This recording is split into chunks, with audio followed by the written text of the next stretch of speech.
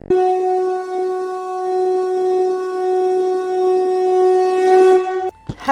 कृष्णा. कृष्णा. प्रेक्षक हो, आपले गीता जीवनीमध्ये स्वागत आहे. भगवद्गीता जशी आहे तशी, अध्याय 3, श्लोक क्रमांक 42. इंद्रियाणि पराण्याहुर इंद्रियेभ्यः परं मनः मनसस्तु परा बुद्धिर यो बुद्धेः परतस्तु सः. भाषांतर. कार्य करणारी इंद्रिये जड प्रकृतीपेक्षा श्रेष्ठ आहेत. मन इंद्रियांपेक्षा श्रेष्ठ आहे, बुद्धी मनापेक्षाही श्रेष्ठ आहे आणि तो म्हणजे आत्मा बुद्धीपेक्षाही श्रेष्ठ आहे. तर प्रेक्षक हो, कामरूपी आपल्या निरंतर शत्रूवर जो आपल्याच इंद्रिये मन आणि बुद्धीमध्ये निवास करतो, त्यावर विजय मिळवण्यासाठी भगवंत येथे आपल्याला आपल्याबद्दलच्या वेगवेगळ्या स्तरांबद्दल म्हणजे सूक्ष्म शरीर आणि स्थूल शरीराबद्दल विश्लेषण देतात. प्रेक्षक हो, भगवंत सांगतात की सर्वात अगोदर आहे भौतिक जड पदार्थ, म्हणजे आपल्या आजूबाजूला असणारं जड भौतिक जगत. भूमी, जल, अग्नी, वायू आणि आकाश या पंचधातूंपासून बनलेलं हे जगत. उदाहरणार्थ, हे घर, घरातील वस्तू, घराबाहेरील वस्तू इत्यादी. तसेच आपले शरीरही. परंतु शरीर इतर जड पदार्थांपेक्षा श्रेष्ठ आहे. या शरीराची तुलना रथाबरोबर करण्यात येते, ज्यामध्ये कामाला संग्रहित करून ठेवण्यात येते. परंतु इंद्रियांद्वारे त्या कामाला म्हणजेच कामवासनांना मोकळी वाट करून दिली जाते. म्हणून इंद्रिये ही एकंदर शरीरापेक्षा श्रेष्ठ आहेत. या इंद्रियांची तुलना रथाच्या घोड्यांशी करण्यात येते. आपल्या शरीराची इंद्रिये भौतिक इंद्रिय विषयांकडे आकर्षली जातात आणि मग आपण कानाद्वारे ऐकतो, नाकाद्वारे सुगंध घेतो, डोळ्यांद्वारे हवं ते पाहतो, जिभेद्वारे वेगवेगळ्या पदार्थांची चव चाखतो आणि त्वचेद्वारे वेगवेगळे स्पर्श अनुभवतो. प्रेक्षक हो, मागील श्लोकांमध्ये ज्याप्रमाणे भगवंतांनी सांगितले त्याप्रमाणे आपण नियमांचे पालन करून आपल्या इंद्रियांना भगवंतांच्या सेवेमध्ये लावून नियंत्रित करू शकतो. उदाहरणार्थ, भगवंतांना भोग दाखवून तोच प्रसादाच्या रूपात ग्रहण केल्याने शरीरही शुद्ध होते आणि आत्माही प्रसन्न होतो. भक्त त्यांच्या जिभेला केवळ कृष्ण प्रसादाची चव देतात, म्हणजे ते जे काही ग्रहण करतात ते अगोदर भगवंतांना भोग लावून त्या भोगाला प्रसादाच्या रूपामध्ये ग्रहण करतात. अगदी पाणी जरी प्यायचं झालं तरी जर आपण बाहेर असू तर आपण त्या पाण्याचं भगवंतांना भोग लावू शकत नाही, साहजिक आहे. त्यावेळी सुद्धा भक्त मनामध्ये 3 वेळा श्री विष्णू श्री विष्णू श्री विष्णू असे म्हणून ते पाणी भगवंतांना भोग लावून मगच ग्रहण करतात. तसेच प्रजल्प, राजकारण, दुसऱ्यांची निंदा ऐकण्यामध्ये कानाचा उपयोग न करता भक्त कानाद्वारे कृष्ण कथा श्रवण करतात. अशा प्रकारे आपण आपल्या इंद्रियांना त्यांच्या भौतिक विषयांपासून म्हणजेच डोळ्यांना रूपापासून, नाकाला गंधापासून, कानाला शब्दांपासून, जिव्हेला रसापासून आणि त्वचेला स्पर्शापासून दूर ठेवून सर्व इंद्रियांना एकनिष्ठेने भगवंतांच्या भक्तीमध्ये लावून तेव्हा काम या इंद्रियांद्वारे आपल्यामध्ये प्रवेश करूच शकणार नाही. परंतु काही लोक स्वतःच केवळ इंद्रियांना नियंत्रित करण्याचा प्रयत्न करतात. आम्ही वाईट बघणार नाही, आम्ही वाईट ऐकणार नाही, आम्ही वाईट बोलणार नाही, हे करणार नाही, ते करणार नाही, वगैरे वगैरे. परंतु मनामध्ये ते बरंच काही बोलत असतात. उदाहरणार्थ, काही लोक मौन धारण करतात, नदी किनारी बसतात आणि पाटीवर लिहिलेलं असतं, आज माझं मौन व्रत आहे. जर त्यांना काही बोलायचंच असेल तर ते मनात बोलून त्या पाटीवर लिहितात. म्हणजे मनामध्ये तर विचार चालूच असतात ना, मग हे मौन व्रत कसं काय झालं? त्याचप्रमाणे आपण जेव्हा झोपतो तेव्हाही आपलं मन त्याचं काम करतच असतं.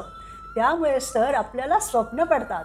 म्हणून केवळ इंद्रियांचं नियंत्रण करून काम होणार नाही, तर आपण मनालाही नियंत्रित केलं पाहिजे. कारण इंद्रियांपेक्षा श्रेष्ठ आहे मन. त्या रथाचा जो लगाम आहे घोड्यांना म्हणजेच इंद्रियांना खेचणारा, तो लगाम म्हणजेच आपलं मन होय. कारण जेव्हा आपलं मन नियंत्रणात नसतं तेव्हा समस्या, ताणतणाव, अविचार, निराशा, औदासीन्य अशा गोष्टी मनाला घेतात. मग या मनाला शांत करण्यासाठी लोक मद्यपान करतात, थंड हवेच्या ठिकाणी किंवा दूर कुठेतरी फिरायला जातात. पण तरीही त्यांचं मन शांत होत नाही. कारण या सर्व गोष्टी म्हणजे मनाला शांत करण्याचे उपाय नाहीतच. मनाला नियंत्रित करायचं असेल, शांत करायचं असेल तर त्याचा उपाय शास्त्रांमध्ये अगोदरच दिलेला आहे. एक आचार्य म्हणतात, जीव कृष्णदास करले विश्वास आर दुःख नाही. आपण हे स्वीकारलं पाहिजे की आपण श्रीकृष्णांचे दास आहोत. त्याने आपल्याला आयुष्यामध्ये दुःख राहणारच नाही. आपलं मन आपोआप स्थिर होईल. त्यासाठी आपण आपल्या मनाला श्रीकृष्णांच्या सेवेमध्ये लावायचं आहे. मंत्र मनाला शुद्ध करतो आणि भगवान श्रीकृष्णांनी श्रीकृष्ण चैतन्य महाप्रभूंच्या रूपामध्ये स्वतः हरे कृष्ण महामंत्र आपल्याला त्यासाठीच तर दिलेला आहे. परंतु जेव्हा आपण भगवंतांच्या नामाचा जप करतो तेव्हाही आपले मन इकडे तिकडे भटकते. जेव्हा आपण भगवद्गीता भागवताचे वाचन श्रवण करतो तेव्हाही आपले मन इकडे तिकडे भटकते. तरीही ते करायचं आहे. आपण भगवंतांची आणखी कशा चांगल्या प्रकारे सेवा करू शकू यावर विचार करायचा आहे. उदाहरणार्थ, आपण ऑफिसमधनं घरी येताना छान फुलं घेऊन येऊ शकतो. कशासाठी? तर दुसऱ्या दिवशी जेव्हा भगवंतांची आपण पूजा करू तेव्हा ती फुलं भगवंतांना अर्पण करता यावीत म्हणून. सतत अशा प्रकारचे विचार जेव्हा मनुष्य करतो, त्याप्रमाणे वागतो, तेव्हा त्याचं मन भगवंतांच्या सेवेमध्ये लागतं. तेव्हा अशा भक्तिमय विचारांनी, कृतींनी ते मन शुद्ध होतं. अनेक वर्षे जेव्हा आपण भगवंतांची आपल्या इंद्रियांद्वारे सेवा करतो तेव्हा आपल्या मनामध्ये तो सेवेचा भाव वृद्धिंगत होत जातो आणि त्यामुळे आपले मन शक्तिशाली बनते, नियंत्रणात येते. कारण जेव्हा मन भगवंतांच्या सेवेमध्ये लागलेलं असतं ना, तेव्हा तुच्छ विचारांद्वारे ते दूषित होत नाही आणि आपल्या सर्व इंद्रियांना आपण कृष्ण चेतना प्रदान करू शकतो. प्रेक्षक हो, त्या रथाचा सारथी म्हणजे आपली बुद्धी होय. मनाद्वारे बुद्धी ही त्या इंद्रिय विषयांमध्ये गुंतते. ते विषय कसे प्राप्त करायचे या कामी लागते. अनेक वर्षे जेव्हा आपण आपल्या इंद्रियांद्वारे आणि मनाद्वारे भगवंतांची सेवा करीत राहतो तेव्हा आपली बुद्धी ही नियंत्रणात येते. कारण सेवेमुळे आपल्या बुद्धीला शास्त्र पठणाचा अधिकार प्राप्त होतो आणि मग बुद्धी ही शक्तिशाली बनते. प्रेक्षक हो, तसेच त्या रथरूपी शरीरामध्ये जो बसलेला असतो म्हणजे त्या रथामधून जो प्रवास करीत असतो तो म्हणजे आपण स्वतः, म्हणजेच आपला आत्मा, ज्याच्यावर शरीर, इंद्रिये, मन, बुद्धी यांचा काहीही प्रभाव होत नाही. म्हणजे एकंदरीत आपले शरीर, इंद्रिय, मन, बुद्धी आणि आत्मा या सर्वांची तुलना एका रथाबरोबर करण्यात येते. रथ म्हणजे आपले शरीर, रथी म्हणजे आपण स्वतः, आपला आत्मा, त्या रथाचा सारथी म्हणजे आपली बुद्धी, त्या रथाचा लगाम म्हणजे आपलं मन, तर त्या रथाचे घोडे म्हणजे आपली इंद्रिय होत. प्रेक्षक हो, म्हणून शास्त्रानुसार असं होणं अपेक्षित आहे की त्या रथामध्ये जो जीव म्हणजे आपण आत्मा बसलेलो आहोत त्याच्या आदेशानुसार सारथीने म्हणजे बुद्धीने रथ चालवला पाहिजे. त्यासाठी सारथी म्हणजे बुद्धी घोड्याची लगाम खेचते, म्हणजे आपल्या मनाला नियंत्रणात आणते. आणि जेव्हा घोड्यांची लगाम खेचली जाते तेव्हा घोडे म्हणजे आपल्या शरीराची इंद्रिये नियंत्रणात येतात. परंतु आपण मागील श्लोकामध्ये पाहिलं त्याप्रमाणे आपली इंद्रिये शरीराचे सैन्य आहेत आणि आपण आपल्या सैन्यांना म्हणजे इंद्रियांना नियमांचे पालन करून भगवंतांच्या सेवेत रथ करून नियंत्रित केलं. त्यानंतर आपलं मन म्हणजे राणीला काबीज केलं म्हणजे सेवाभाव वृद्धिंगत केला. आपली बुद्धी म्हणजे मंत्र्यालाही शास्त्रपठणानं नियंत्रणात घेतलं तरीही कामवासना आपला पिच्छा सोडत नाही. प्रेक्षक हो, कारण आपल्या आत्मारूपी राजानं कामरूपी राजावर जरी आक्रमण केलं आणि असं वाटत असलं की इंद्रिय, मन आणि बुद्धी आता नियंत्रणात आलेली आहेत, तरीही तसं झालेलं नसतं. कारण जेव्हा आपला आत्मारूपी राजा कामरूपी राजावर विजय मिळवून आपल्या इंद्रियांना, मनाला आणि बुद्धीला नियंत्रणात घेऊन चाललेला असतो तेव्हा मध्ये एक अहंकाररूपी दरी येते. म्हणजे आपल्याला असा अहंकार होतो की आपण सर्व काही केलेलं आहे, कामरूपी राजापासून सर्वांना वाचवलेलं आहे, आपण सर्व नियमांचं पालन केलेलं आहे, सेवाभाव विकसित केलेला आहे, शास्त्रांचं ज्ञान घेतलेलं आहे, वगैरे वगैरे. परंतु तसं नसतं. कारण ही अहंकार रूपी दरी आपल्याला म्हणजेच आपल्या आत्म्याला पार करण्यासाठी आपल्यावर वैष्णवांची कृपा होणं गरजेचं असतं.